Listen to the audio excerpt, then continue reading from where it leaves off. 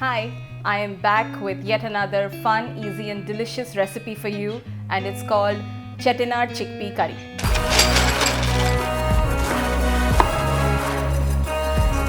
Hi, I am Priya. I am the creator of Cookilicious, which is a vegan and vegetarian recipe blog. I am also a cookbook author. My book is called the Essential Vegan Indian Cookbook. It has 100 home-style recipes from all parts of India. So don't forget to follow me here on Cookilicious if you too want to cook something delicious. You know, whenever anybody talks about Indian chickpea curry, the first thing that comes to your mind is chana masala. Am I right? I don't blame you.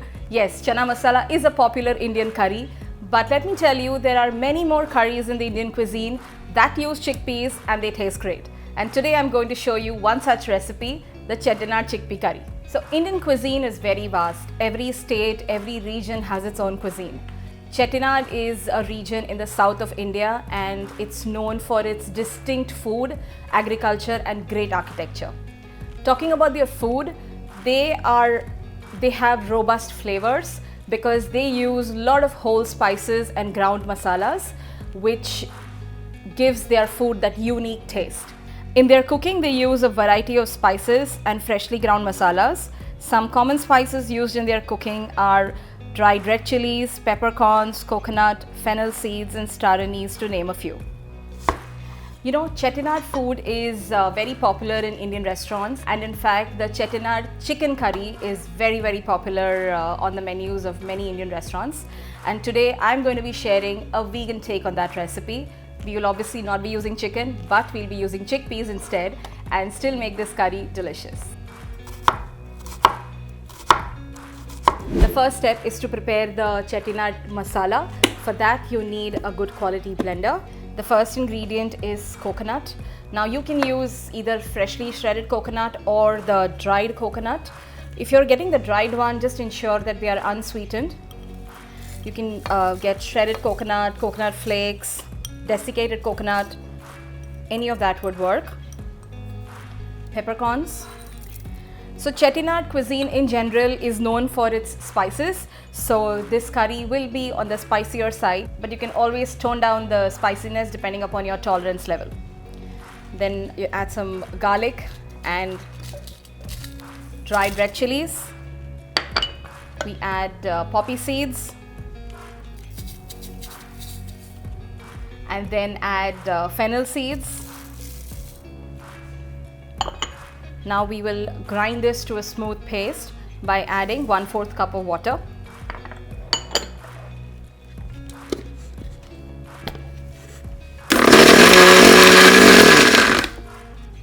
If you feel you need to add more water, then do so gradually.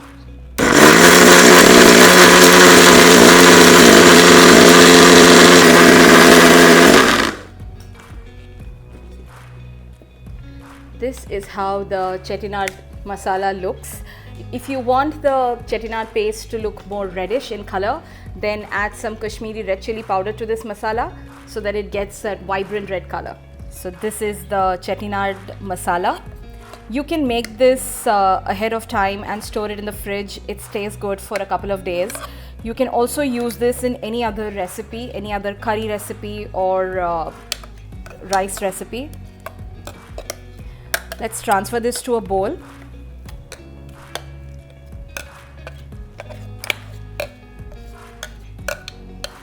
The second key ingredient in this recipe are chickpeas. Now there are a couple of ways of doing this. You can either use canned chickpeas, then that way you don't need to do any prep. But I prefer using the dried ones because they don't have any sodium in them like the canned ones have. And plus it's way more economical using the dried ones. So what we need to do if using the dried ones is just soak them overnight or at least for 8 to 10 hours. And once they have soaked well, this is how they look. They're puffed up. And I'm going to be now straining this. And now we strain this.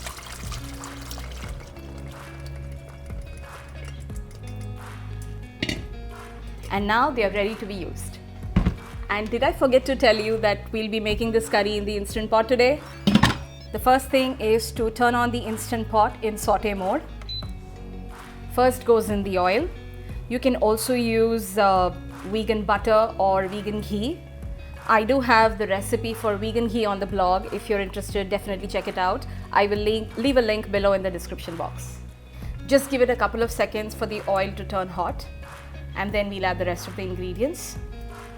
First, I'm going to add all the whole spices. There's bay leaf, cinnamon, and cloves.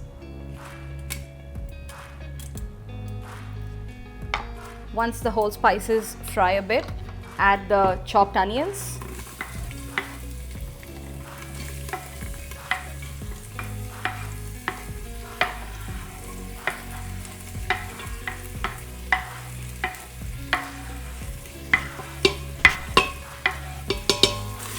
And saute the onions till they turn translucent. And just the spices and the onions frying together releases such a lovely aroma. It's already making me hungry. You know, the best part of this recipe is that it calls for minimal prep work and minimal chopping, which makes life really simple, especially on busy days. And also, since we are making it in the instant pot, it's a one pot meal, so that means you have fewer dishes to wash. So this recipe is definitely a keeper. Then I'm going to be adding tomato puree. You can also just chop 2 tomatoes and add it. And then add tamarind paste to the pot. Tamarind will give it a nice tangy flavor to this spicy curry. So definitely do not skip it. It is a key ingredient. But if you don't have tamarind paste, then you can add a little bit of vinegar, and in the end, once the dish is ready, just add some lemon juice on top. That will give it a little tang. The next step is to add the chettinad paste.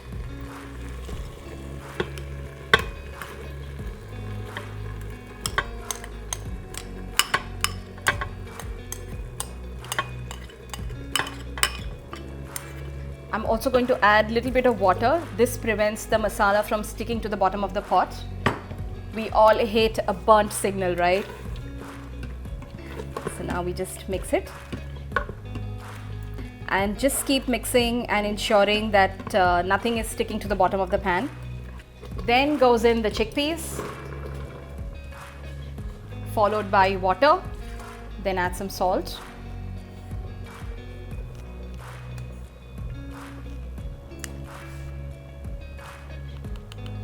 And then we add some turmeric and give it all a good mix. And that's it. It's time to close the Instant Pot. The first thing we need to do is hit the cancel and then close the lid and ensure that the wall is in the sealing position. Since we had soaked these chickpeas overnight, so the cooking time reduces considerably. You just need to now cook this in manual mode for 15 minutes. So hit the manual mode and just cook it for 15 minutes. And we let the pressure release naturally. Now, there are some couple of things to remember here. Today we have used soaked chickpeas in this recipe, which is why the cook time is just 15 minutes. But if you had forgotten to soak the chickpeas, then I have some hacks for you. You can either soak them in hot water for 2 hours and then use them, or you can use them dry as well. But if you're using them dry, then you need to double the quantity of water that you're adding, and also increase the cook time to 50 minutes, 50. And if you're using canned chickpeas, I would suggest use the low sodium ones and reduce the cook time to just 5 minutes. You can also make this curry using any other beans like lima beans, pinto beans, or even black-eyed peas. They really taste great. Once the pressure has released naturally, we'll open the pot and then just look at it. It's cooked beautifully, exactly how I wanted it. So if you feel that the consistency is not right, You can do a couple of things. If it is too thick, then just add some water and kind of cook it again for like 2 to 3 minutes in saute mode.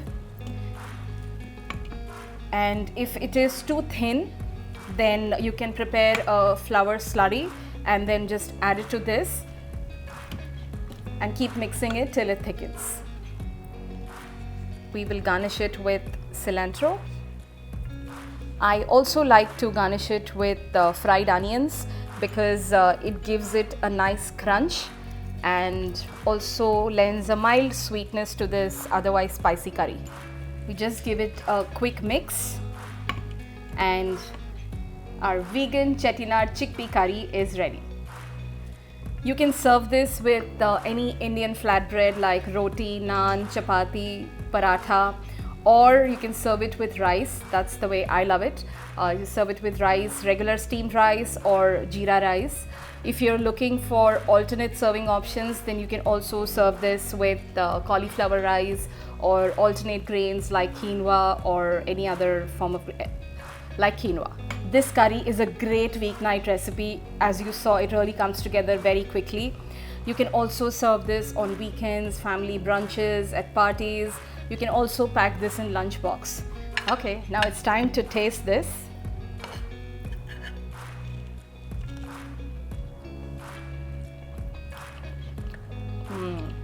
Oh my god.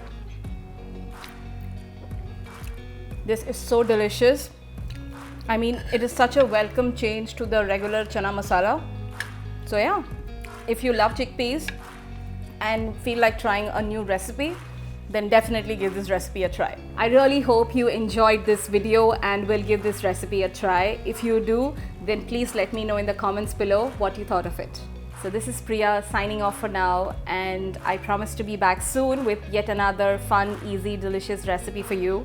Don't forget to subscribe to my channel Cookylicious and also like this video. And until then, keep cooking delicious.